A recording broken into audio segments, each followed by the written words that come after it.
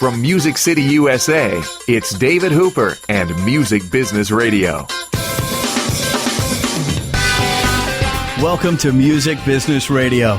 I'm Dan Buckley sitting in for David Hooper, and our guest today is Paul Moak. He's a Grammy-nominated producer, engineer, mixer, songwriter, and musician based in Nashville, Tennessee. He's amassed credits on over 500 albums, including The Weeks, Matt Kearney, Leagues, Blind Boys of Alabama, Mark Broussard, John Paul White of the Civil Wars, and many more. His work has appeared on numerous platinum and gold albums exceeding 10 million in sales. He owns Smoakstack Studios right in the heart of Nashville, and his clients have included Ellie Goulding, Cold War Kids, Kelly Clarkson, Dave Barnes, Charlie Peacock, and many more. Welcome to the Music Business Radio Lightning 100 Studios, Paul. Thank you so much for having me. It's great to have you here. You're based here in Nashville, Tennessee, but I want to go earlier than that and start off by having you tell us how you got into the music business and what did you do at first? Sure. Well, music kind of found me. I, from a young age, loved music, but I actually won a guitar off the radio. Did you? So radio started it off for me. Yeah, that's awesome. Yeah, I grew up in Mississippi, and there was this will show my age, they were trying to have a competition because the real Yellow Pages had just come out. They wanted to show people how fast it was. So you call in, they would ask you, Joe's Plumbing Service. If you could look it up in 30 seconds, you'd win a prize. And that day they had an electric guitar package from Morrison Brothers Music, and we had two phone lines in the house because my sister was a teenager and my dad didn't want to fight with her anymore. So so I went upstairs, got on her line, and my mom was downstairs. And I'm trying to call in because I want to win this guitar. And they came back from commercials, said, "We've got a caller on the line." So I was like, I walk downstairs. I see my mom frantically going through the Yellow Pages. And, Whoa. She found it and won the electric guitar, and it was like the heavens open, My manager asked me what did I try to learn. And I came home, and the first song that I thought I could figure out by ear, I put on my parents' vinyl of Woodstock and tried to learn Jimi Hendrix's national anthem. Whoa, and that's not easy. Quickly learned. I was picking, it's like, okay, now let's do the basics. How do I get a C chord? Let's start there. So from there, Belmont actually was what brought me to Nashville. My dad is a businessman, and he wanted me to get a business degree, and I wanted to do music, and it seemed like, I can't remember how we even found Belmont, but he came home one day, he's like, I think this place you get an actual business degree, and you can do music too. And he didn't know that I was going to come up here and drop out of school, but that's what happened. I had every intention of going back. Maybe I still will one day. That's right. From here to anywhere or something, they have the adult degree program at Belmont University. Yeah. Well, a lot of folks who work here went to Belmont. Justin Hamill, we were just talking to him. He was an intern from Belmont University and interned with us here, and now he hosts our local show, The 615, which seems like every week we're playing something that Paul Moak produced. It's very kind.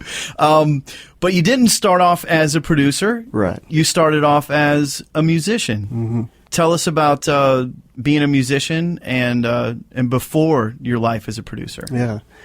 When I fell in love with music, it was the 90s, in a time when everything was coming out of Seattle and very band-driven and very bass drums, guitar, vocal, kind of that sound. And so I always thought I was just going to be a guitar player in a band. And when I moved up here, I was in and out of several bands and never really found the thing that was like something that I could call my own. But I kept getting hired to play for other people. And that kind of became my life for a number of years. And it wasn't really something that I sought out to do. I think I'm probably still looking for that band, But when you play with one band, you're hanging out with the other bands on the bill. When you're doing festivals, you're hanging out with all the other people. So I would meet all these bands, and I kind of became the guy that, like, if you just lost your guitar player, I'd get a phone call and, go fill in. And it was an incredible experience from a learning standpoint because, you want to talk about going to college. It was like learning from so many different artists. And on the studio side of things, if that band went in to make a record, being with different producers and engineers and kind of just always learning from really talented people. And I feel really thankful to have had that season of life where I got to travel, see the world, learn from a lot of really important people in music, and then be able to apply that to my own setting when I kind of moved into the production side of things, Yeah, here in Nashville, Tennessee, there's this great music community, and it feels like people are really supportive of each other here. Absolutely. I would say more than other cities, probably. I always believe in the notion that if one of us is doing well, it brings up the whole scene. And I think Nashville's always been really good about supporting each other, whether it's the 10 out of 10 kind of thing. It's important to be an environment where the music is celebrated, It's not how can I claw myself to the top over these other people, because, you've been around as long as a guy like me, and you end up working with all those people again in different, one guy that was in a band 15 years ago is now an A&R guy that I work with, and that kind of thing. So it's important to respect everyone, and I think Nashville does do a great job of that. Yeah, and for the people who don't know about the 10 out of 10 concept, Trent Dabbs, who's someone you've worked with, founded this group, and it actually, in different years, had a different incarnation, but it was 10 great singer-songwriters out of Tennessee that would go on tour together as each other's band. And if you went and saw the show at any given time, there'd be 5 of them on stage, taking turns, a rotating cast. Yeah. And it was a successful thing that he's done and continues to do. Really good concept. Very special indeed. And it really launched a lot of those singer-songwriters' careers, because it gave a legitimacy to them that they probably couldn't have gotten as quickly.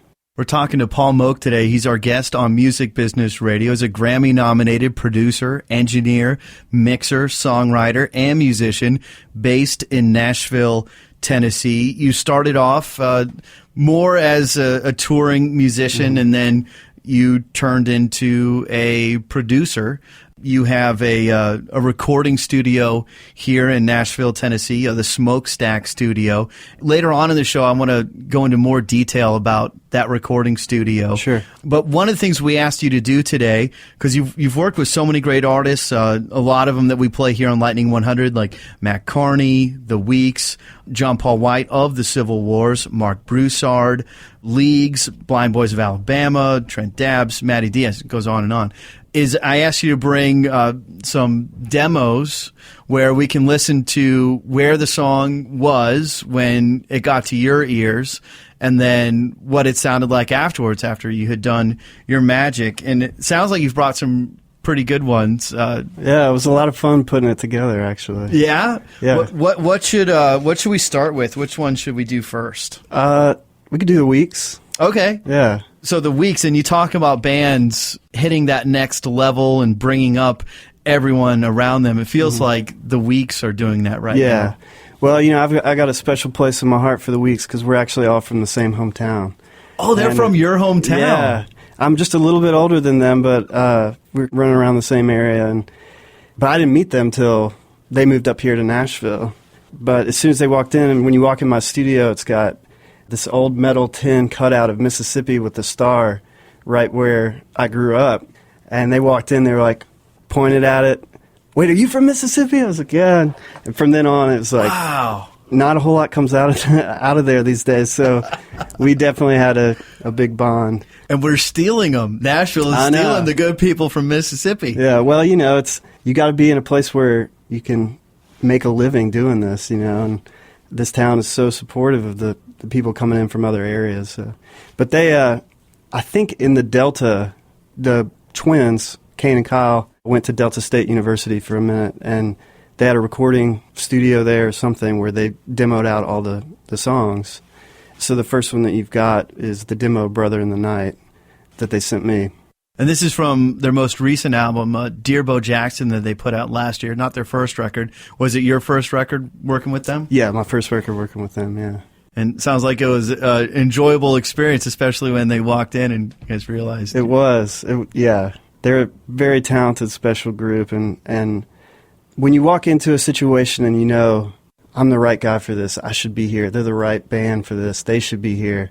The vision is the same. It just felt like it was meant to be, you know. So It was pretty special. One of the things I love about that band is the lyrics. I mean, because the music's great, but these songs just have great lyrics. Mm-hmm. Yeah, you know, I have to credit my mom with saying this because, you know, she doesn't know anything about music, but she's followed me my whole career. And she said one time, I think it was specifically about the Weeks, she said, you know, one thing I've noticed about the people that you work with that seem to go on to be something, she said, I think I've noticed two things that they have in common. One, they usually have no fallback plan whatsoever. No plan B. No. And two, they usually come from an environment that they're trying to get out of. And I just thought that was like so right on point. Because if you think about the artists that really inspire us, you know, they don't have a backup plan. It's not, well, I could always do this, you know. And I would think anybody that's successful in music, because it's so tough, I know I didn't have a backup plan. I only applied to one school, and that was to get me here, you know. Those boys definitely meet those two criteria. They were ready to get out of Mississippi, see the world, and play music, and I don't know what those guys would do if they weren't doing music. I'd be scared to know what those guys would do if they didn't do music. Well, they put out an awesome album last year. Earlier this year, they did a great show at Ryman Auditorium, got to open for Jake Bugg. I'm excited to hear the contrast here.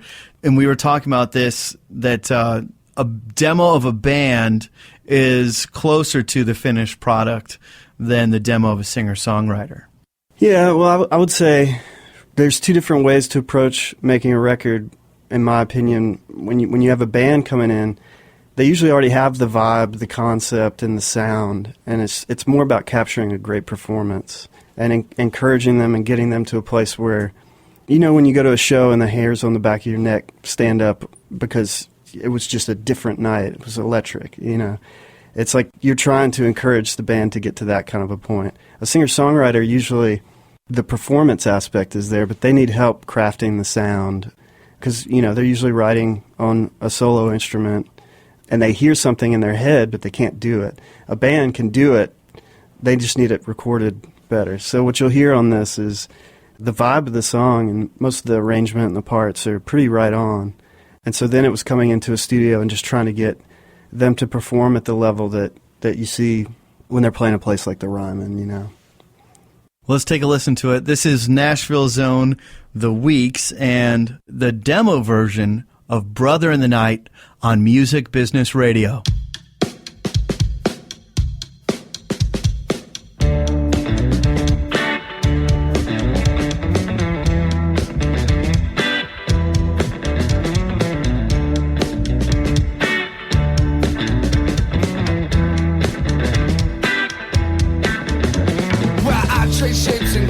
And I saw things I'd never seen. We moved like renegades down in the States to reload that magazine. Almost killed us in that city, it was far too close to call.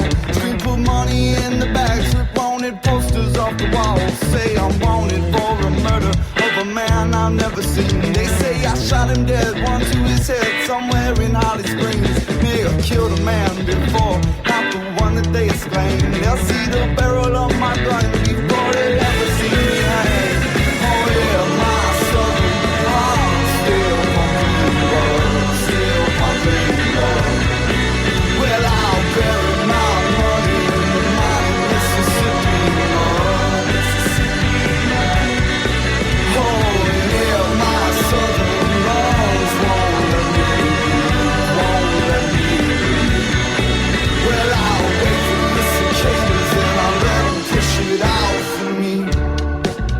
That was The Weeks, Brother in the Night. If that version of that song sounded a little bit different to you, it's the demo version. And I've got Paul Moak, our guest on Music Business Radio. He produced their most recent record, Dear Bo Jackson. Paul, does the band show up with that? Were you a part of recording that demo at all? No, not at all. But I think it goes to show you what a real band they are, because like I said, the vibe, the whole scene is right. And so when they brought it to me, it was like, well, we want a better version of this, and we've got some other ideas. We want to add horns, and we want to make sure the arrangement's right, and we want it recorded better. And, you know, a lot of times a producer wears different hats. You know, some days it's coming up with the sound, and some days it's just trying to capture what's there. And so in the case of the Weeks, like, they knew where they were going. They just needed help getting there. And so that's kind of my role. And I love working with bands that are like that have the vision, you know. Well, yeah, because that sounds a lot like the record, but not as good. So you definitely hit the magic button. Let's let everyone hear it who hasn't heard it before. This is Nashville's own The Weeks and Brother in the Night on Music Business Radio.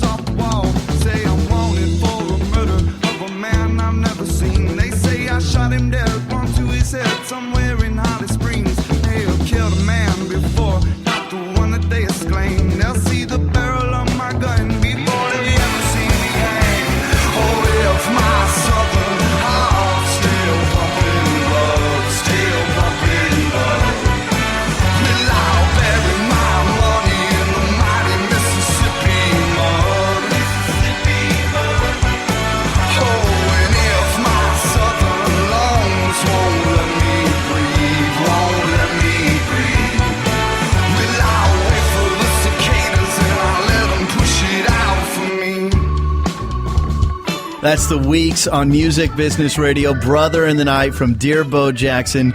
Their Grammy-nominated producer, Paul Moak, is here and our guest today on the show. Paul, I'm excited to have you. Finally got you here on the program, and we are going to get to listen to some more fun stuff. So I hope folks will stick with us when we return. More with Paul Moak on Music Business Radio. Now I'm smoking into Texas with a hammer down and a rockin' little combo from the Guitar Town. This is Emmylou Harris, and you're listening to Music Business Radio, your backstage pass to the biz. Lightning 100's 6th Annual Music City Mayhem Tournament is on the air. The judges pick the 32 participants from 340 submissions. Now you pick the daily winners. During round 1, we'll play 2 brackets of bands a day. Listen weekdays at 9 a.m., noon, 3, and 6 p.m. Then go to lightning100.com to vote for the song you like best. The biggest vote getter in each bracket will go on to the next round. The 6th Annual Music City Mayhem Tournament, presented by Regions Bank, sponsored by Jackalope Brewing Company, Soundstage Studios, collegebookrental.com, and Lightning 100.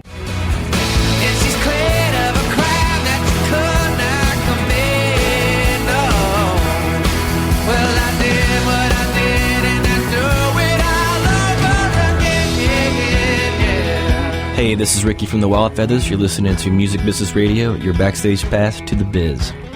You're listening to Music Business Radio. I'm Dan Buckley, sitting in for David Hooper, and my guest today is Grammy-nominated producer, engineer, mixer, songwriter, and musician Paul Moak. He's based out of Nashville, Tennessee, and he's our guest in our studios today. Earlier, we listened to a band you worked with, The Weeks. I want to talk next about this group, The Vespers. Sure. I know you recently worked with them, and so how'd you get hooked up with The Vespers? It was actually through my publisher, John Andrade. At the time, it was Universal Publishing. It's now called Capitol, but he had met them at Music City Roots, I think. They played there, and he's like, man, you should write with one of my writers. And so two of the band members came over, and what was just supposed to be a writing session kind of turned into a full record. We just really hit it off, and like I was saying earlier, we feel like I'm the guy that's supposed to be here. This is the band that's supposed to be here.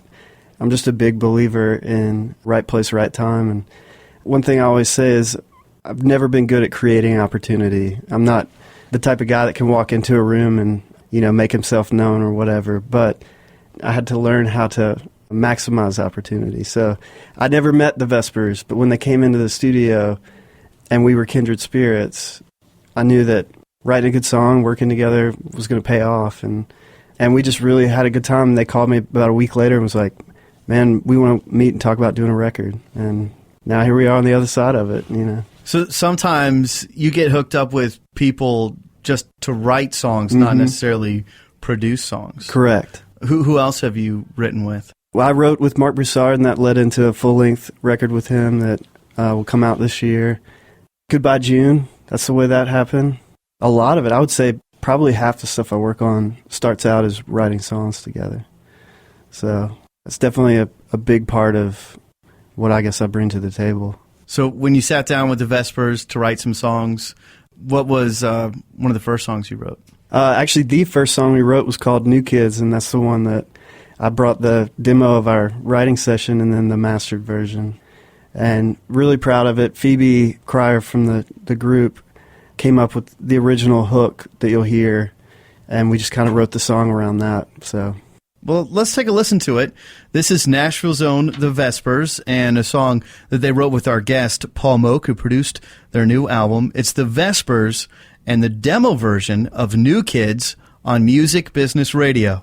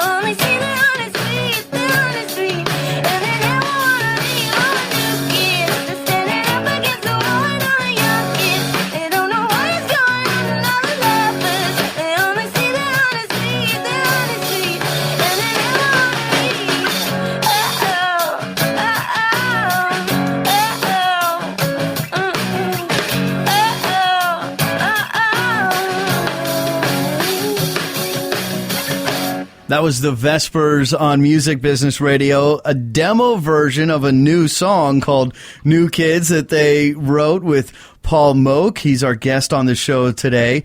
The Vespers, actually Nashville natives. That's rare. Very rare. All four of them. Unlike the folks we claim from Mississippi, the Vespers actually grew up here. And it's two sets of siblings in the band? Yeah, the rhythm section is two brothers that their family has owned this restaurant called the Dairy King that's on East Thompson Lane.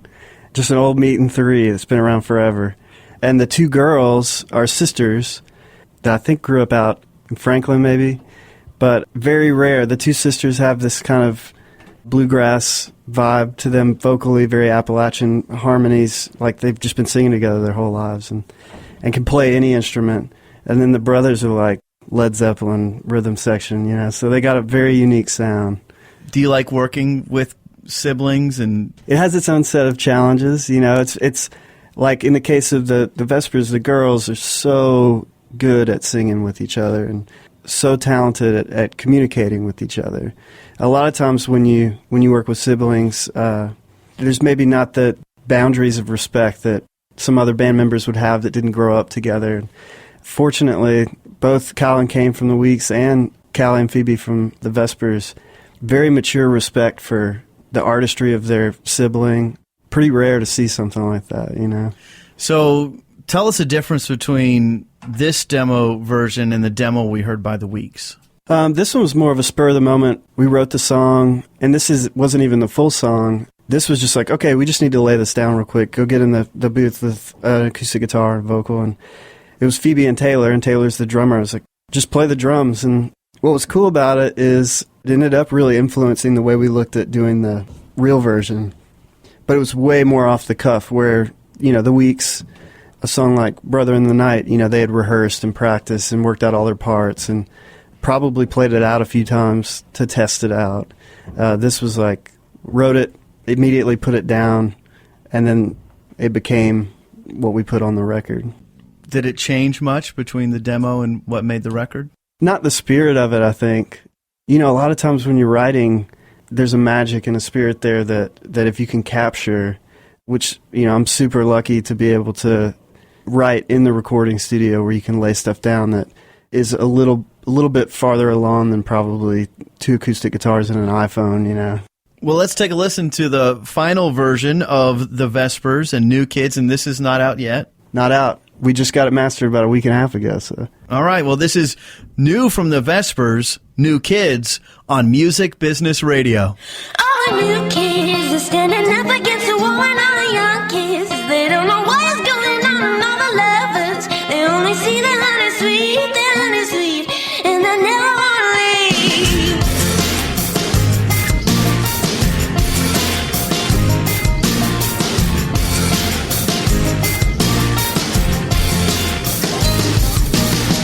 Baby, you're a young child, you don't understand now.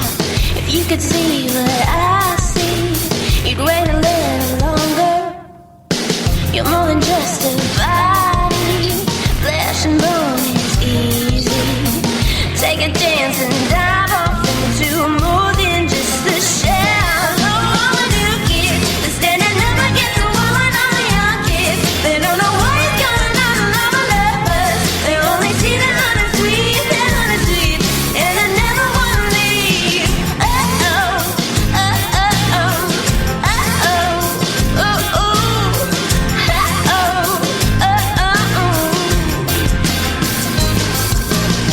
It used to be in your shoes, it used to sing the same blues. Never left my safe place, never knew the danger. Fears will always find you, line 'em up like 1, 2, 3.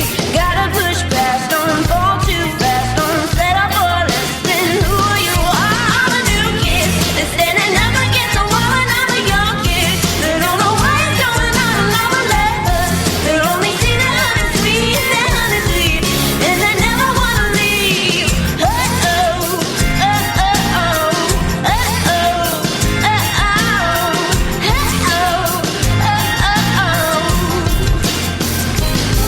They can only be one of each of us. You could try my fitting. It's impossible to fake it till you make it. You should try to understand. All the new kids are standing up against the wall, and all the young kids, they don't know what is going on. And all the lovers, they only see the honey sweet, and they never want to leave. All the new kids are standing up against the wall, and all the young kids, they don't know what is going on. And all the lovers, they only see the honey sweet, and they never want to leave.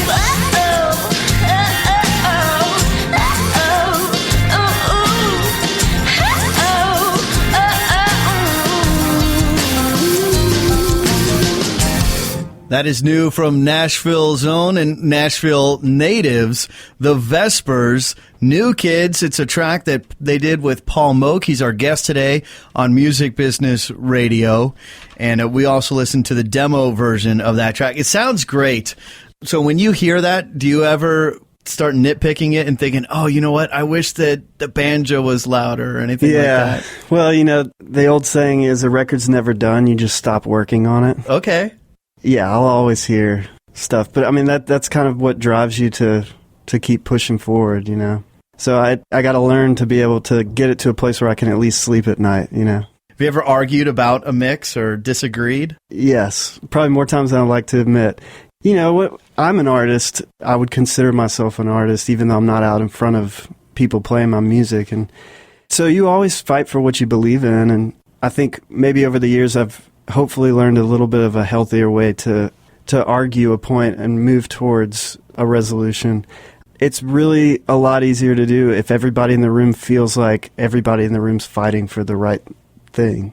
So if an artist feels like the reason I'm so passionate is just because I want them to get the best from me, then it's a win-win, even if you don't get whatever point you're arguing on, So I try to look at it from that standpoint. Our guest today on Music Business Radio is a Grammy-nominated producer, Paul Moak. He's an engineer, mixer, songwriter, and musician based in Nashville, Tennessee. He's got credits on over 500 albums. His work has appeared on numerous platinum and gold albums, exceeding 10 million in sales. He also owns Smoakstack Studios here in the heart of Nashville. He's had clients including Ellie Goulding, Cold War Kids, Kelly Clarkson, Dave Barnes, Charlie Peacock, and many more. When we return, we'll talk more about Paul Moak's Smoakstack Studio on Music Business Radio. This is Mayor Carl Dean, and you're listening to Music Business Radio, your backstage pass to the biz. You're listening to Music Business Radio on the web at musicbusinessradio.com. Lightning 100 presents the Bonnaroo Brunch at 2 Bits every Sunday through May 18th. 2 Bits opens for brunch Sundays at 11 a.m. and Lightning 100 will be there from noon till 2. As Brian the Web Guy hosts the Bonnaroo Brunch high-score video game tournament with chances to win guest passes to the 2014 Bonnaroo Music and Arts Festival. Must be 18 or older to enter. For complete rules, visit lightning100.com. I see it now. It's right when the lights are right. Hey, this is Wild Cub, and you're listening to Music Business Radio. Want to know why we had to start our own record label? Because we want to actually make some money. Welcome back to Music Business Radio. Our guest today is Nashville's own Paul Moak. He's a Grammy-nominated mixer, songwriter, producer, engineer, and musician based in Nashville, Tennessee. One of the things he has is a recording studio, Smoakstack Studio. You've had Ellie Goulding, Cold War Kids, Kelly Clarkson, Dave Barnes, Charlie Peacock, many, many more folks in your recording studio. Tell us a little bit about this place. You already referenced it as a place where you can go and do songwriting with bands and then record if it's convenient. I imagine you really enjoy hanging out in this cool studio. I do, thankfully, because I'm there about 12 hours a day. But yeah, back when I was on the road a lot, it was kind of pre-eBay, and so I would hit the pawn shops and see what was out there, and I was always finding a cool deal on some quirky keyboard or old guitar and making everybody mad because I'm throwing it in the extra bunk or, underneath the bus or in the trailer. And so I collected a bunch of gear, and when I started doing studio stuff, would always not have what I needed. I hear the sound, but it's back at my house or whatever. And so eventually just wanted a place where all my stuff could be easily accessed, and it just grew from there over a decade to what it is now. But it's kind of the opposite of what you would consider a commercial studio. A commercial studio, you walk in, they've got all the microphones in the world, but you start at nothing. You go set up the drums, and then you choose the microphones, and then you plug it in. And so a lot of times a band will spend a half day, a day, a couple of days just setting up for a record, And I don't have that much patience, man. If I've got a sound in my head, I want to go play that part and still hit it while the inspiration is there, which is such a big part of the recording experience. So this is kind of like just a bunch of stuff all set up, and you can play a tack piano really quickly or go over to a drum kit or strap on an electric guitar and within a couple of minutes have the sound that you're looking for. So I've spent a long time. I've got a great crew there that strive really hard to make it where an artist can walk in and be creative and not have to worry about anything else. And so I think that's why it's been attractive to some of the people coming in through town that, like the Ellie Goulding, like I need a spot where I can work really fast and stay inspired, because I'm only here till I play at the Ryman tonight, and then I'm busting out to the next played place. at the Ryman. Yeah. So we spent all day in the studio and then went to the Ryman, saw the show, and so it was really cool. Benefit of having a cool recording studio is you get to go see a lot of good shows. Yeah, it was definitely a fun day. What's a piece of gear in there that's awesome to you? Oh man, well, I've got an old Fender Jaguar that I've been around the world with, that I bought in Minneapolis years and years ago, that is probably, if the building was on fire, that's the guitar I would grab. But there's some weird stuff in there, man, some sitar and tons of different drums and old keyboards. I'm always looking for, I'll listen to a record, like, how did they get that sound, and like on the Vespers, the band I was playing earlier, I heard the sound and we didn't know what it was, and by the time we figured it out, it was a metal trash can that I went over to Hillsborough Hardware and bought, and that ended up being the snare sound on the song. And, just trying to stay creative and stay inspired, So that's kind of what the whole building's about. You have 50 guitars. Yeah. Or I imagine over 50 guitars. Too many. Century-old pianos. Yeah. What's the cool piano? There's an upright that a band I was in about 15 years ago, the lead singer gave it to me as a gift, and it is such a special instrument. A lot of songs have been written and recorded on it, and everybody that walks in the room when they put their hands on it just kind of freak out. So definitely a special one. With all this gear in your recording studio, do you ever end up on the hunt for an instrument that you don't have, or Absolutely. a sound that you can't quite get? Yeah, I was that piano in particular. The band Leagues had sent me a demo that they had recorded of a song, and we tried so hard to do a master version of it that sounded as good as the demo. And something about the room that they had recorded in, the piano that they had recorded on, was really special. And so we ended up packing up a bunch of recording equipment and going over to that room to specifically capture what they had already done, but in a higher fidelity and with a little more care taken towards the recorded side of it. But it was funny because the room that they originally wrote the song in was not a studio. So, once you get the mics going, you probably know here, you can hear a lot of external noise. And yeah, there's construction going on close to us. I'm hoping it's not picking up on these mics. Yeah. So we started trying to track the song, and we heard these dogs barking, and Thad Cockrell went and opened up the door, and I still had headphones on, so I'm hearing through the microphone that he had walked away from, I hear, excuse me, sir, how much longer are you going to be walking these dogs? Because we're trying to cut a song in here. He's super nice about it, and then there was like a truck backing up with the backup beep, and it just took a while to get 3 solid minutes of quiet where we could record this song. But it ended up being very special in the end, and worth it. I love your impression of that. Yeah. It's very, very good. Well, let's take a listen to that. This is Nashville's own Leagues and Friendly Fire on Music Business Radio. I wasn't fighting with you. I was fighting for you. I was trying to do what I could do.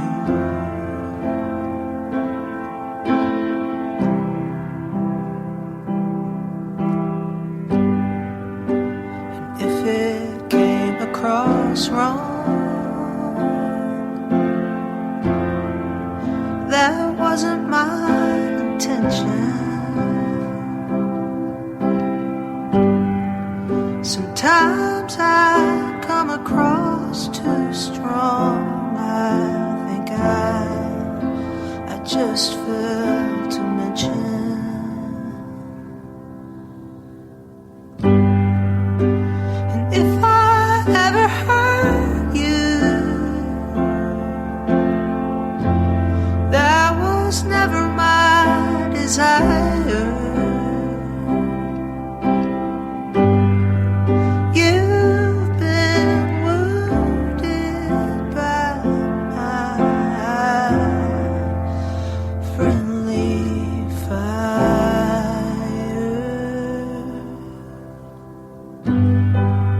Sometimes I get afraid, love, it's you that I'd be missing. But fear only talks to those who listen.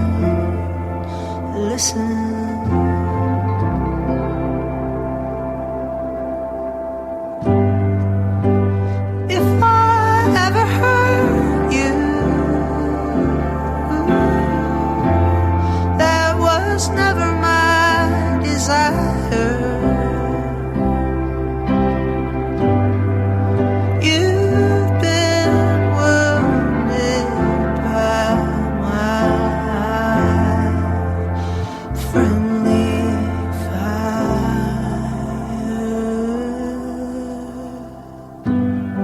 Leagues on Music Business Radio. That was Friendly Fire from their album You Belong Here. Their producer, Paul Moak, our guest in the Lightning 100 studios. When we return, more with Paul Moak on Music Business Radio. This week at Exit In, tonight Isley with Merriment. Tomorrow, American Authors with Wild Cub and Oh Honey. Thursday, Slick Rick. Saturday, Dirty Governors with American Aquarium. And Sunday, Air with the Lonely Biscuits and Ground Up. Next week at Exit In, Wednesday, April 9th, Dumpster Funk with Deep Fried 5. Sunday, April 13th, Zucchero. On sale this week at Exit In, Mac DeMarco, the Silver Mount Zion Memorial Orchestra, and Charles Bradley. Tickets for all shows available at Marathon Music Works box office and exitin.com. Walk me out in the morning sun. Oh, sweet mama, I'm coming down. Hey, this is Pete Yorn, and you're listening to Music Business Radio.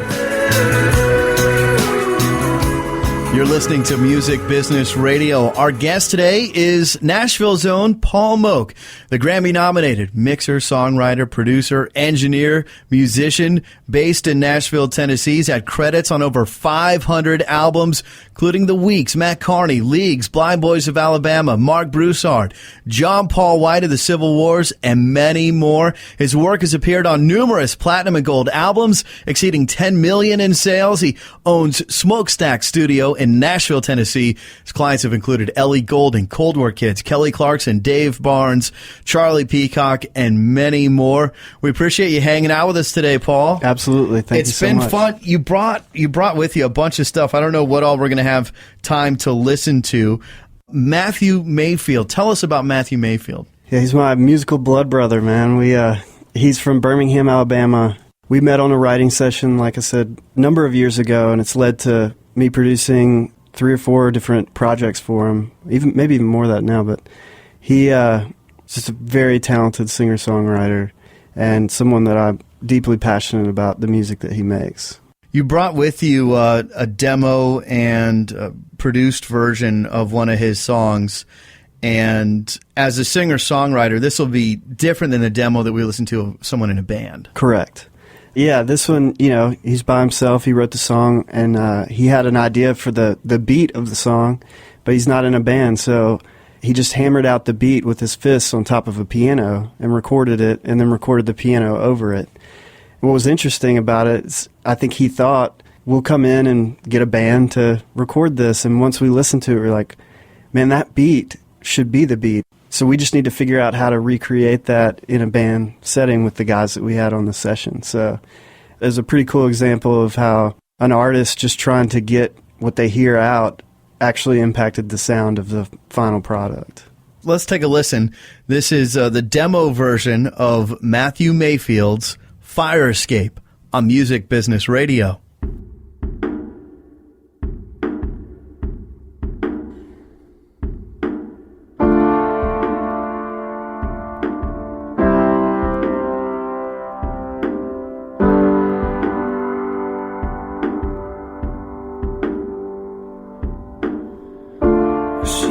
Bite your bottom lip.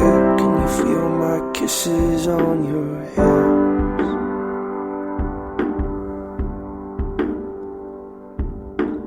Almost here, you catch your breath. My ghost is whispering in your head. No,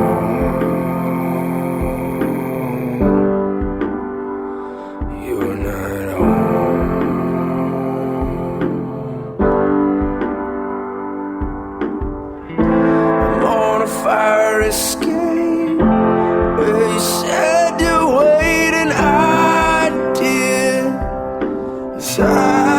did. Oh, I heard the show and say you're a fool to stay, but I did. Yes, I did. No,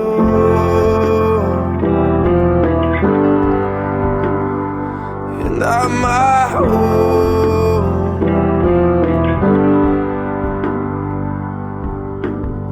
That's Matthew Mayfield on Music Business Radio. And if you're familiar with Matthew Mayfield's song Fire Escape, that version sounded a lot different to you. The demo version, Paul Moak brought it along with him today. And how does John Paul White come into the picture here? Well, Civil Wars actually opened up for Matthew Mayfield on a number of dates when they were first writing songs and trying to figure out who they were. And John Paul and Matthew kept in touch, and I had worked on John Paul's solo project before the Civil Wars started. So when it came up, we were like, someone needs to sing on this track, and it needs to be a male because of the content of what Matthew was singing about. We didn't feel like it would be right to have a female on the track. Somehow John Paul's name came up, and we were both like, he would be perfect for this. So we sent it to him, and the result is what you hear on the master. All right, so we're about to listen to the final mastered version of Matthew Mayfield's Fire Escape. What comes along from the demo into this final version? Yeah, well, he had beat out with his fists on a piano that beat that you were hearing, and I think for him it was just supposed to be some tempo to play to and kind of the groove of the song, but I really found myself attracted to it. So when we were in the studio, told the drummer that was on the session, like, I want you to play this beat, and we got the right sounds, and don't vary from this. So that's the beat that's constant. And, sometimes as a musician, it's about getting out of the way, and that beat is like the metronome for the song, but it keeps your focus on what he's saying. And so it was a really cool thing to bring from the demo into the master. Well, let's take a listen to the mastered version of Matthew Mayfield's Fire Escape on Music Business Radio. I see you bite your bottom lip. Can you feel my kisses on your hips?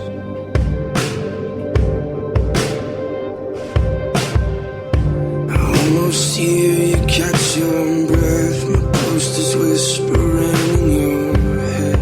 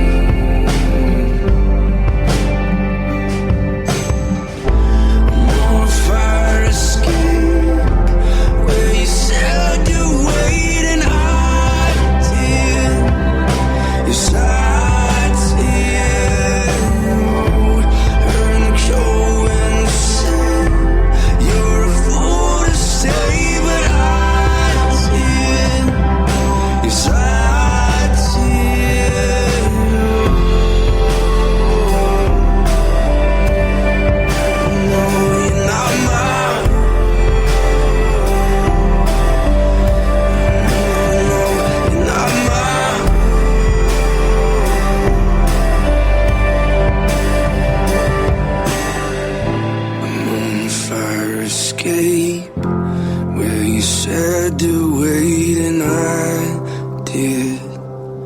Yes, I did. I heard the cold wind say you're a fool to stay, but I did. Yes, I did. On fire escape, where you said to wait, and I did. Yes, I did. Heard the cold wind say you're a fool to stay, but I did. Yes, I did.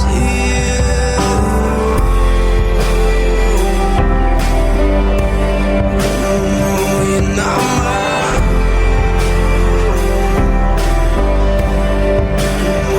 You're not mine.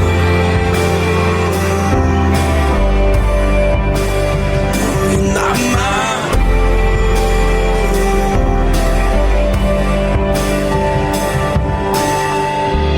Every word I wanted to sing got replaced with the wedding ring. That was Matthew Mayfield and Fire Escape, a track that our guest today, Paul Moak, produced. He's based in Nashville, Tennessee, and has a pretty cool recording studio, Smoakstack Studios, if you're looking for a recording studio. How would someone reach out to you if they wanted to either rent out your recording studio or hire you to be a producer? Yeah, through the website. It's just Paul Moak Music. And yeah, I love the opportunity to say no. So come to me. Don't automatically think that I'm going to say no, because I rarely do, you know. Always looking for working with new people. You've got to work with a ton of people. Who are some of your favorite people that you've got to work with over the years? Matthew Mayfield would definitely be one, just because we grew up on the same style of music, you know. The guys in Leagues are all dear friends. I used Tyler Burkham and Jeremy Latito on sessions for years before they formed the band, so those are some really good friends of mine. Man, the list would be forever. It's just to get to be able to do what I do and make music on this level with such talented people is an honor. Who's the best singer you've ever worked with? I would have to say Mark Broussard. Really? Yeah, and I'll tell you why. There's many singers that I've worked with that have such control over their voice, and then there's many singers I've worked with that every time they open their mouth, you feel what they're saying. It's very rare to have someone that can do both. So on a technical level, he knows exactly what he wants to do, but when he delivers it, it's in a way where you feel connected to the lyric. And it's just super rare, you know. So definitely one of the most talented vocalists I've worked with. What about drummers? Who do you think is the best drummer you ever got to work with? Oh, man. You know, back in the session days, I worked with a lot of high-profile dudes, but I think that Nashville really does have some of the cream of the crop of creative musical drummers. You know, I think of Jeremy Latito from Leagues. He's a musician. He's not just a drummer. And the way that he thinks about the drums is very musical. You know, I've seen a lot of producers, and probably myself too, waste a bunch of money flying some dude in, you know, because he played on this record or that record. And, man, I feel like the creativity in this town, you can walk 3 doors down from here and find somebody that's trying to get to the top of their game. So I think Jeremy in town is definitely one of my favorites. Well, Paul, it's been awesome having you on the show today. I could just go on and on. I love getting the behind the scenes look at music and getting to hear the demo and then what it turned into. So we really appreciate you taking the time to hang out with us today. Thank you so much. And if I could just say one thing, it would be I'm only here because of the support of a lot of different people through the years. And I just want to give credit where credit is due. Music is a journey that you go on with the people around you. So thank you. You all know who you are. We're already under the gun, so I'm not going to list everybody out. But well, awesome. If you want to find out more about Paul Moak, you can find him online at paulmoakmusic.com. He's on Instagram, Paul Moak, Twitter, Paul Moak3, Facebook, Paul Moak. Yeah. Just Google Paul Moak. I'm a big fan of Google. Yeah. You can Google Music Business Radio if you want to listen to podcasts of previous episodes. Tune in next week when we interview another guest. I've been Dan Buckley sitting in for David Hooper this week on Music Business Radio. Thanks for listening to Music Business Radio, a production of Tuned In Broadcasting Incorporated, Nashville, Tennessee. Recorded in the WRLT Lightning 100 studios. Music Business Radio is produced by Gary Crane, David Hooper, and Dan Buckley. Special technical assistance by Tom Hansen, with Pro Tools post-production by Justin Hamill and Dan Buckley. And Lester said, the train leaves in 5 minutes. For information on syndication, guest booking, demo derby music, or downloading previous episodes, visit musicbusinessradio.com. Music Business Radio.